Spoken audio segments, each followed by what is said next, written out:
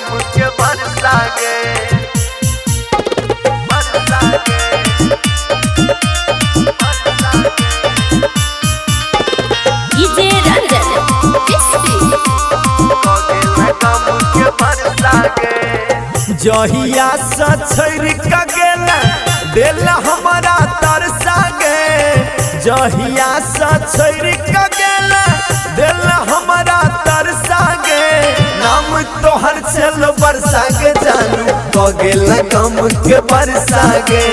नाम तोहर चलो बरसा गे जानू कगेला गम के बरसा गे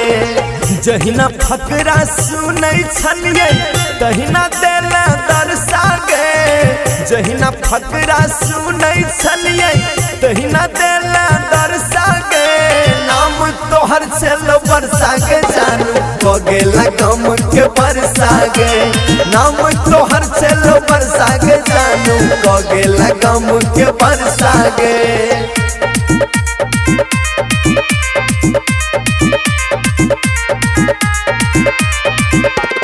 presented by Virat Music कगेला गम के बरसा गे कहे छला तू हम नहीं बदलबा सालो न लगलो बदल गेला हमरा कना को दोसर ल जाक गोदी में कोना उछल गेला कहे छला तू हम नहीं बदलबा सालो न लगलो बदल गेला हमरा कना को दोसर ल जाक गोदी में कोना उछल गेला देखल सपनवा पूरा नहीं भेलै देखल सपनवा पूरा नहीं भेलै लागल रह गेलै लालसा गे नाम तोहर चलो बरसा गे जानू कगेला गम के बरसा गे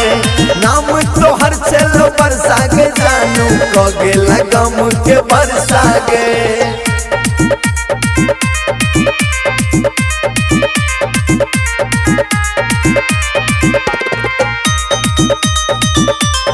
कगेला गम के बरसा गे आँखि सनोर एना बहै मौसम जना हो अखार के सावन भादो जिंदगी भ गेलै कदर न केले प्यार के आँखि सनोर एना बहै मौसम जना हो अखार के सावन भादो जिंदगी भ गेलै कदर न केले प्यार के हमरा प्रेम के स्वाहा केला हमरा प्रेम के स्वाहा केला खुदे मनेला जलसा गे नाम तोहर चलो बरसा गे जानू कगेला गम के बरसा गे